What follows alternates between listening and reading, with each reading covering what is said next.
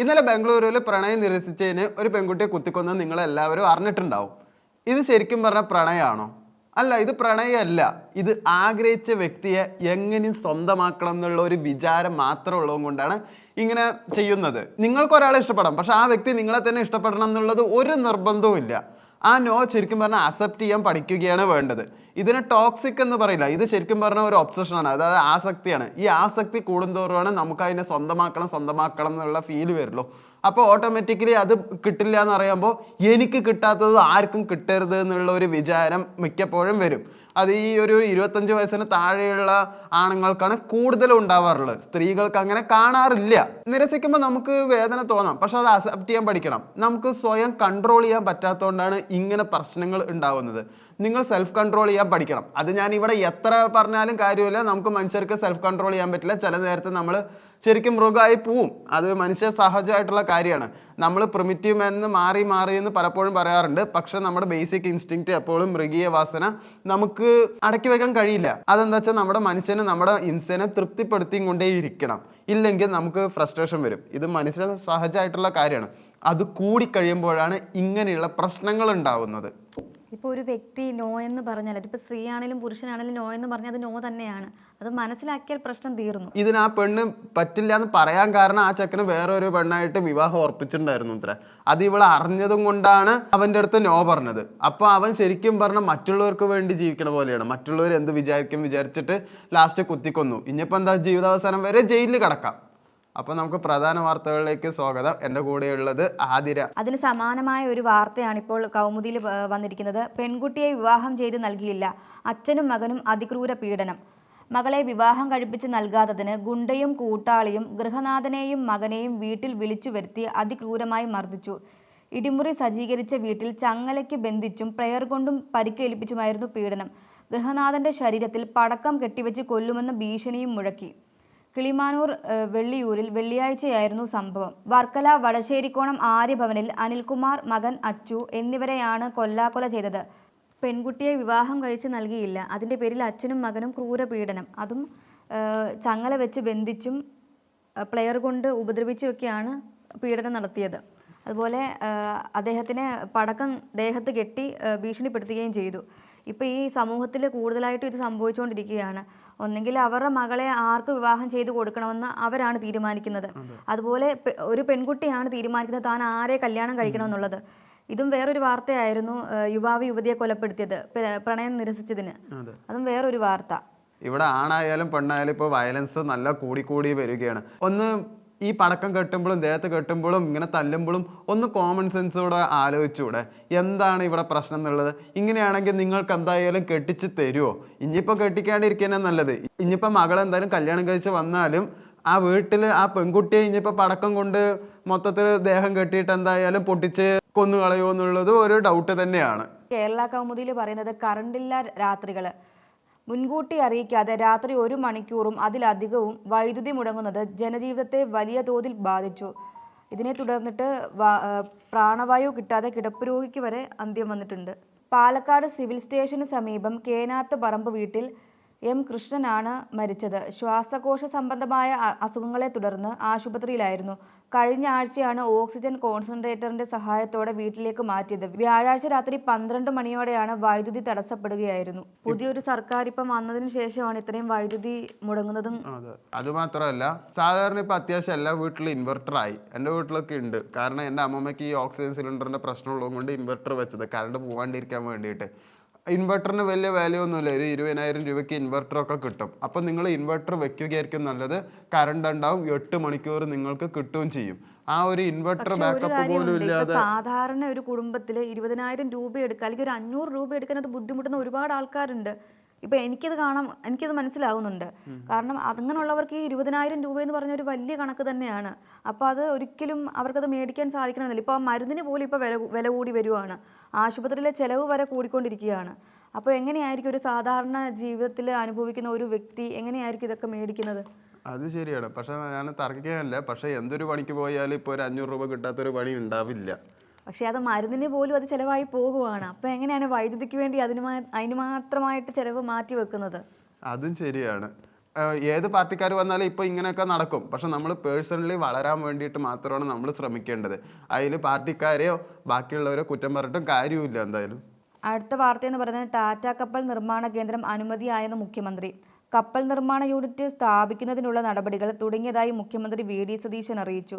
Mission സമുദ്ര കേവലം കപ്പൽ നിർമ്മാണ യൂണിറ്റിലൊതുങ്ങുന്ന പദ്ധതിയല്ല. വിഴിഞ്ഞം, കൊച്ചി തുറമുഖങ്ങൾ, കൊച്ചി ഷിപ്പ്യാർഡ് എന്നിവയെ ഉൾപ്പെടുത്തി കപ്പൽ നിർമ്മാണം, കപ്പൽ അറ്റകുറ്റപ്പണി, offshore fabrication, marine engineering, തീരദേശ നിർമ്മാണ യൂണിറ്റുകൾ എന്നിവയ്ക്കുള്ള സമഗ്ര വികസന പദ്ധതിയാണ് നടപ്പിലാക്കുക. രാജ്യത്തെയും വിദേശത്തെയും പ്രമുഖ നിക്ഷേപകരുമായി ചർച്ചകൾ പുരോഗമിക്കുകയാണ്. നിക്ഷേപ പദ്ധതികൾ അന്തിമഘട്ടത്തിലാകുമ്പോൾ ഔദ്യോഗിക പ്രഖ്യാപനമുണ്ടാകും. ഇപ്പോൾ വി.ഡി. സതീശൻ വന്നപ്പോൾ എന്തായാലും ഇവിടെ നല്ല മാറ്റം വരാൻ തുടങ്ങിയിട്ടുണ്ട്. ഇന്നലെ നമ്മൾ പറഞ്ഞു 10,000 കോടിയാണ് കപ്പൽ നിർമ്മാണത്തിൽ എന്തായാലും ടാറ്റ ഇൻവെസ്റ്റ് ചെയ്യുന്നത് എന്നത്. അതുമാത്രമല്ല, ഒരു കപ്പൽ നിർമ്മിക്കാൻ 2,000 കോടിയാവും എന്നാണ് പറഞ്ഞിരിക്കുന്നത്. അതുമാത്രമല്ല, ഇത് സാധാരണ ജനങ്ങൾക്ക് നല്ല രീതിയിൽ ഗുണം ചെയ്യുന്നുണ്ട്. കാരണം കൊച്ചിൻ ഷിപ്പ്യാർഡിലും അവിടെയുള്ളവരൊക്കെ വർക്ക് ചെയ്യുന്നത് മട്ടാഞ്ചേരി, ഫോർട്ട് കൊച്ചി അവിടുത്തെ സാധാരണ തൊഴിലാളികളാണ്.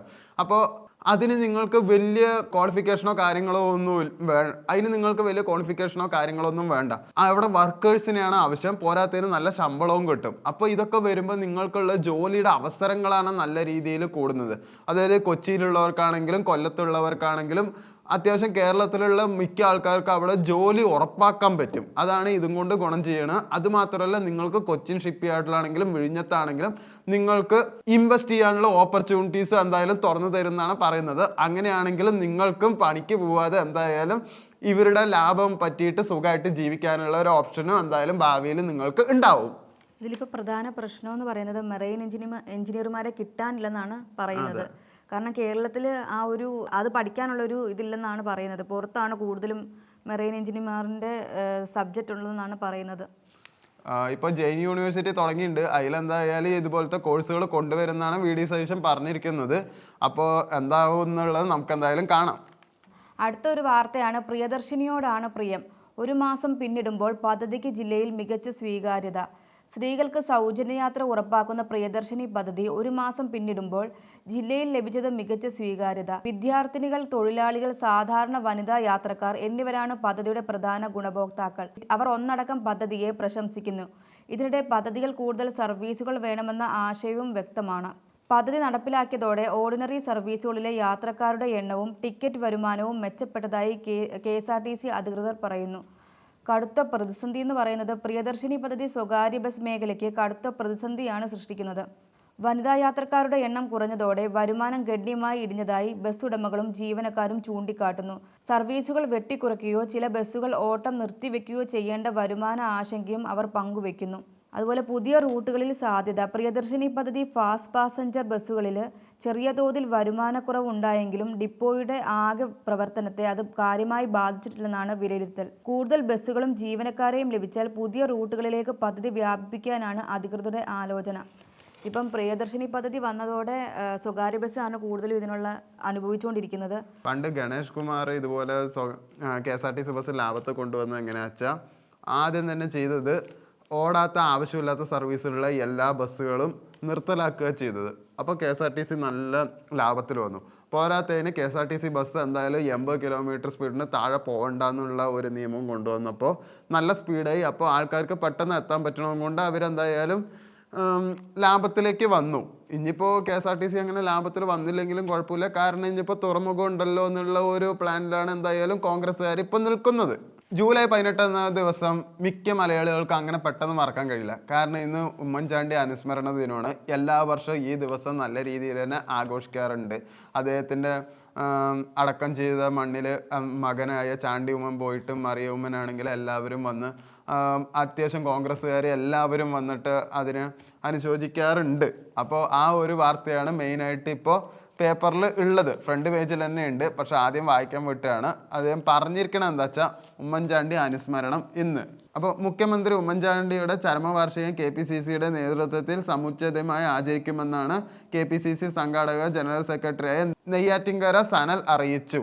അപ്പോൾ ഇന്ന് രാവിലെ 9:30-ക്കാണ് KPCC ആസ്ഥാനത്ത് എന്തായാലും പ്രാർത്ഥനയും പുഷ്പാർച്ചനയും അനുസ്മരണ സമ്മേളനവും നടത്തുന്നത്. അടുത്തൊരു ബിസിനസ് ന്യൂസാണ്. ഫെഡറൽ ബാങ്കിൻ്റെ ലാഭം 1177 കോടിയായി കുതിച്ചു. പ്രവാസി നിക്ഷേപവും കോർപ്പറേറ്റ് വായ്പകളും 1 ലക്ഷം കോടി രൂപ എന്ന നാഴികക്കല്ല് പിന്നിട്ടു. കേരളം ആസ്ഥാനമായ ഫെഡറൽ ബാങ്കിന്റെ ആദായം 2026 ഏപ്രിൽ ജൂൺ പാദത്തിൽ 36.57% വർധനയോടെ 1,76,093 കോടി രൂപയിൽ എത്തി. ബാങ്കിന്റെ മൊത്തം ബിസിനസ് 13.5% വർദ്ധിച്ച് 5,97,615 കോടി രൂപയായി. നിക്ഷേപം 11.37% വർധനയാണ് ഉണ്ടായത്. ഫെഡറൽ ബാങ്ക് പൊതുവെ പണക്കാരുടെ ബാങ്കാണെന്നാണ് പറയുന്നത്. കാരണം സാധാരണക്കാർ അവിടെ എടുക്കില്ല. നല്ല വലിയ ലോൺ എടുക്കുകയാണെങ്കിലും ബിസിനസ് ലോൺ എടുക്കുകയാണെങ്കിലും വലിയ നിക്ഷേപമൊക്കെ ഫെഡറൽ ബാങ്കിൽ വരുള്ളൂ.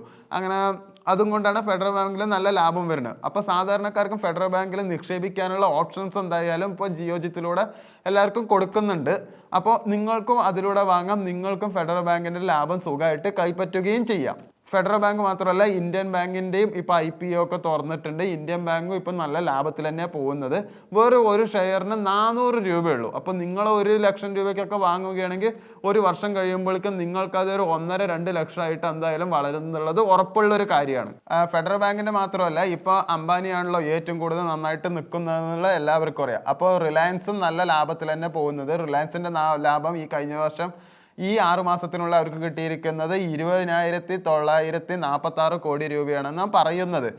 റിലയൻസ് മാത്രമല്ല ജിയോജിത്തിൻ്റെയും ലാഭം, അതായത് ജിയോജിത്തിൻ്റെ പ്ലാറ്റ്ഫോം ഉണ്ടല്ലോ ജിയോ സ്റ്റുഡിയോസ്, അവരുടെയും ലാഭം 7,264 കോടി രൂപയെന്ന് പറയുന്നത്. ജിയോ പ്ലാറ്റ്ഫോമിന് 2026 ഏപ്രിൽ ജൂൺ പാദത്തിൽ 7,764 കോടി രൂപയാണ് അറ്റാദായം. മുൻ വർഷം ഇതേ കാലയളവിനേക്കാൾ 9.2% വർധന. വരുമാനം 11.8% ഉയർന്ന് 39,173 കോടി രൂപയിലെത്തി. ജിയോയുടെ വരിക്കാരിൽ നിന്നുള്ള ശരാശരി വരുമാനം 215.60 രൂപയായി മെച്ചപ്പെട്ടിട്ടുണ്ട്.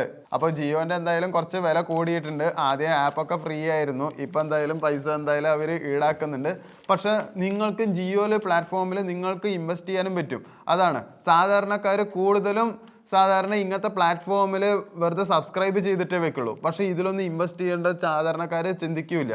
സാധാരണക്കാർ മിക്കവരും ചെയ്യണത് ലോണിൽ എടുത്തിട്ട് പോയിട്ട് ഒരു ജോലി കിട്ടിയ ഒരു സാധാരണ പയ്യൻ ചെയ്യുക എങ്ങനെയാ വെച്ചാൽ ഒരു ജോലി കിട്ടിയ ഒരു ലോൺ എടുത്തിട്ട് പോയിട്ട് ഐഫോൺ വാങ്ങും. അതൊരു തെറ്റായ കാര്യമാണ്. നിങ്ങൾ കടത്തിലേക്ക് തന്നെ പോകുള്ളൂ. കാരണം ഒരു ഐഫോണിൻ്റെ സാധാരണ വിലയേക്കാട്ടിലും കൂടുതൽ പൈസ കൊടുത്തിട്ടാണ് നിങ്ങൾ ഐഫോൺ വാങ്ങുന്നത്. അതാണ് EMIൻ്റെ പ്രശ്നം. പക്ഷെ പണക്കാർ അങ്ങനെയല്ല. പണക്കാർ എന്ത് ചെയ്യാന്ന് വെച്ചാൽ ടാക്സ് കട്ട് ചെയ്യാൻ വേണ്ടിയിട്ട് ഐഫോൺ വാങ്ങണ ഒരു സിസ്റ്റം ഉണ്ട്. അത് മിക്ക സാധാരണക്കാരനും അറിയില്ല. കാരണം ഇന്ത്യയിലെ ടാക്സ് 18%. അപ്പോൾ നിങ്ങളൊരു ടാക്സ് കട്ട് ചെയ്യാൻ വേണ്ടിയിട്ട് ക്രെഡിറ്റിലൂടെ നിങ്ങൾക്ക് ഐഫോൺ വാങ്ങാൻ പറ്റുകയാണെങ്കിൽ, കമ്പനിയുടെ പേരിൽ ഐഫോൺ വാങ്ങാൻ പറ്റുകയാണെങ്കിൽ നിങ്ങൾക്ക് 50,000 രൂപ ഫോണ് 35,000 കിട്ടും. അതാണ് അതിൻ്റെ പ്രത്യേകത. ഇതൊന്നും സാധാരണക്കാർക്ക് അറിയില്ല. അതുപോലെ ഐഫോൺ ആണ്, ആമസോൺ ആണെങ്കിലും ജിയോ ആണെങ്കിലും നെറ്റ്ഫ്ലിക്സ് ആണെങ്കിലും ഇതിലൊക്കെ സബ്സ്ക്രൈബും ചെയ്യണം. അതുപോലെ തന്നെ സബ്സ്ക്രൈബ് ചെയ്യേണ്ടതെന്നൊന്നുമല്ല. പക്ഷേ ഇതിലൊക്കെ ഇൻവെസ്റ്റ്മെൻറ്റ് ഓപ്ഷൻ ഉണ്ട്. ഇതിൽ ഇൻവെസ്റ്റ്മെൻറ്റ് ഓപ്ഷൻ ചെയ്യുമ്പോൾ നിങ്ങൾക്ക് സബ്സ്ക്രൈബ് ഓപ്ഷൻ ഫ്രീ ആണ്. അത് ഒരു സാധാരണക്കാരനും അറിയില്ല. അത് പണക്കാർ കണ്ടുപിടിച്ചിട്ട് അവർ ഇൻവെസ്റ്റ് ചെയ്യും. അവർ പണക്കാരായിക്കൊണ്ടേയിരിക്കും.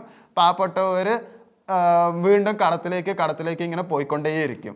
അതാണ് പാവപ്പെട്ടവരും പണക്കാരും തമ്മിലുള്ള വ്യത്യാസം. കാരണം പാവപ്പെട്ടവരിന് ഫിനാൻഷ്യൽ എഡ്യൂക്കേഷൻ ഉണ്ടാവാറില്ല.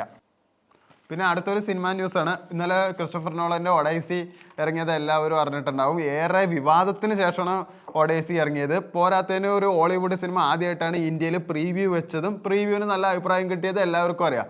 എല്ലാവരും പൊളിയും എന്ന് വിചാരിച്ചിട്ട് നല്ല അഭിപ്രായമാണ് വൈകുന്നേരം ആകുമ്പോഴേക്കും ഒഡൈസിക്ക് വന്നതെന്നുള്ളത് എല്ലാവർക്കും അറിയാം. അപ്പോൾ ആദ്യത്തെ ദിനം മാത്രം 15 കോടി രൂപയാണ് ഇന്ത്യയിൽ നിന്നുള്ള കളക്ഷൻ മാത്രം കിട്ടിയിരിക്കുന്നത്. അത് ഐമാക്സ് നിന്ന് മാത്രം കിട്ടിയിരിക്കുന്നതാണ് പറയുന്നത്. എല്ലാവരും ഐമാക്സിൽ തന്നെ കാണാൻ ശ്രമിച്ചിട്ടുണ്ടാവും. പക്ഷെ പലരും എപ്പിക്കിലൊക്കെ കണ്ട്, ഐമാക്സ് ഇല്ലെങ്കിൽ എപ്പിക്കിൽ കാണുന്നതായിരിക്കും നല്ലത്. പക്ഷേ പ്രീവ്യൂവിന് മാത്രം ഇന്ത്യയിൽ മാത്രം 15 കോടി രൂപ ഒഡൈസിക്ക് എന്തായാലും കളക്ഷൻ കിട്ടിയിട്ടുണ്ട്. അതാണ് ഇവിടെ വേറൊരു ന്യൂസ് ഉണ്ടായത്. എല്ലാവരും പൊളിയും എന്ന് വിചാരിച്ചിരുന്നതാണ്. പക്ഷെ അങ്ങനെ ഉണ്ടായില്ല. പടം എന്തായാലും ബ്ലോക്ക് ബസ്റ്റർ ആയിട്ടുണ്ട്. അപ്പോൾ എല്ലാവരും ഐമാക്സിൽ തന്നെ കാണാൻ ശ്രമിക്കുക. സാധാരണ ഒരു തിയേറ്ററിൽ കാണാണ്ടിരിക്കുന്നതായിരിക്കും ഏറ്റവും നല്ലത്. അടുത്ത സ്പോർട്സ് ന്യൂസാണ്. സ്പോർട്സ് ന്യൂസിൽ മെയിൻ ആയിട്ടുള്ളത് ഗാരി സോബേഴ്സ് അന്തരിച്ചു എന്നുള്ളതാണ്. മുൻ വെസ്റ്റ് ഇൻഡീസ് താരമാണ്. അദ്ദേഹം എന്തായാലും മരിച്ചു. നമ്മുടെയൊക്കെ ചെറുപ്പത്തിൽ എന്തായാലും ഗാരി സോബേഴ്സിൻ്റെ കളി ഞാൻ പേഴ്സണലി കണ്ടിട്ടില്ല. നമ്മളൊക്കെ ബ്രയൻ ലാറൻ്റെയും അവരുടെയൊക്കെ ആ ഒരു ടൈമിലാണ് കണ്ടിരിക്കുന്നത്. അപ്പോഴേക്ക് അദ്ദേഹം വിരമിച്ചു. അതുകൊണ്ട് അദ്ദേഹം ഉണ്ടാക്കിയ ഇമ്പാക്റ്റ് എത്രയാണ് എന്നുള്ളത് നമുക്ക് പേഴ്സണലി അറിയില്ല. പക്ഷെ നല്ലൊരു കളിക്കാരനായിരുന്നു പറഞ്ഞു. അതുമാത്രമല്ല ഓൾറൗണ്ടറും കൂടിയാണ് അദ്ദേഹം. എപ്പോഴും 4-5 ഇറങ്ങുക. അപ്പോൾ എന്തായാലും വിക്കറ്റ് നന്നായിട്ട് എടുക്കും. അതുപോലെ തന്നെ എല്ലാത്തിലും ഹാഫ് സെഞ്ചുറി എങ്ങനെയായാലും എടുത്തിട്ടുണ്ട് എന്നാണ് പറയുന്നത് എല്ലാ കളിയിലും. ക്രിക്കറ്റ് ചരിത്രത്തിലെ ഏറ്റവും മികച്ച ഓൾറൗണ്ടർ എന്ന് പേരെടുത്ത വെസ്റ്റ് ഇൻഡീസ് ക്രിക്കറ്റ് ഇതിഹാസം ഗാർഫീൽഡ് സോബേഴ്സ് അന്തരിച്ചു. 90-ാം പിറന്നാൾ ആഘോഷിക്കാൻ 10 ദിവസം മാത്രം ശേഷിക്കുകയാണ് മുൻ വിൻഡീസ് നായകനായ മരണം കവർന്നത്. 1954 മുതൽ 1974 വരെ കരീബിയൻ ക്രിക്കറ്റിൻ്റെ പ്രതാപകാലത്ത് വിൻഡീസിൻ്റെ ടീമിൻ്റെ കുപ്പായമണിഞ്ഞ താരമാണ് സോബേഴ്സ്. 93 ടെസ്റ്റ് മത്സരങ്ങളിൽ നിന്ന് 57.78 ശരാശരി 8032 റൺസ് നേടിയിട്ടുണ്ട്. 23 സെഞ്ചുറികളും 30 അർദ്ധ സെഞ്ചുറികളും സ്വന്തമാക്കി. ഇടം കയ്യൻ മീഡിയം പേസറായിരുന്ന സോബേഴ്സ് 235 ടെസ്റ്റ് വിക്കറ്റുകൾക്കും ഉടമയാണ്. ഒരേ ഒരു ഏകദിന മത്സരം മാത്രമാണ് സോബേഴ്സ് കളിച്ചത്. അതിൽ ഒരു വിക്കറ്റ് വീഴ്ത്തി. അപ്പോൾ ടെസ്റ്റാണ് കൂടുതലും കളിച്ചിരിക്കുന്നത്. അധികം എന്തായാലും വേൾഡ് കപ്പും ബാക്കിയുള്ള കാര്യത്തിലൊന്നും എന്തായാലും കളിച്ചിട്ടില്ല. 74 ആകുമ്പോഴേക്കും നമ്മുടെ കപിൽ ദേവിനും മുമ്പാണ്. ഇന്ത്യയൊക്കെ വേൾഡ് കപ്പ് എടുക്കുന്നതിന് മുമ്പുള്ള ഒരു വ്യക്തിയാണ്. അതുകൊണ്ട് നമുക്ക് പേഴ്സണലി അത്ര ഇതില്ല. പക്ഷെ നല്ലൊരു പ്രകടനമാണ്. 8000 റണ്ണൊക്കെ എടുത്തു എന്ന് പറഞ്ഞാൽ അത് ചില്ലറ കാര്യമല്ല. കാരണം എൻ്റെ ഓർമ്മയിൽ ആദ്യം ഏറ്റവും കൂടുതൽ റൺസ് എടുത്തിരിക്കുന്നത് സച്ചിൻ ടെണ്ടുൽക്കർ ആയിരുന്നു. അത് 13000 റൺസ് ആയിരുന്നു. അത് എത്രയോ വലിയൊരു റെക്കോർഡാണ് എന്ന് അന്ന് പറഞ്ഞിട്ടുണ്ടായിരുന്നു. വിരമിക്കുമ്പോൾ അദ്ദേഹം 50000 റൺസൊക്കെ ആക്കിയിട്ടുണ്ടായിരുന്നു. അങ്ങനെ ഒരു ഓർമ്മ എനിക്കുണ്ട്. അപ്പോൾ 8000 റൺസ് ഒട്ടും മോശമല്ല. പിന്നെ ഫിഫ വേൾഡ് കപ്പാണ് 20-ാം തീയതിയാണ് ഫൈനൽ എന്നുള്ളത് എല്ലാവർക്കും അറിയാം. പക്ഷേ ഇപ്രാവശ്യം വേറൊരു പ്രത്യേകം കൂടിയുണ്ട്. ഫിഫയ്ക്ക് 3-ാം സ്ഥാനത്തിന് വേണ്ടിയിട്ടുള്ള മത്സരം എന്തായാലും ഉണ്ട്. ഫ്രാൻസ് ഇംഗ്ലണ്ടും കൂടി ഞായറാഴ്ച പുലർച്ചെ 2:30 എന്തായാലും ഒരു കളിയുണ്ട് 3-ാം സ്ഥാനത്തിന് വേണ്ടിയിട്ടുള്ളത്. ഇത്രയും കാലം അതുണ്ടായിരുന്നില്ല. ഇപ്രാവശ്യം അതെന്തായാലും ഉണ്ടാവും. നമ്മൾ ഏകദേശം പ്രധാന വാർത്തകളൊക്കെ ചർച്ച ചെയ്തിട്ടുണ്ട്. അടുത്ത വാർത്തകളുമായി നാളെ കാണാം.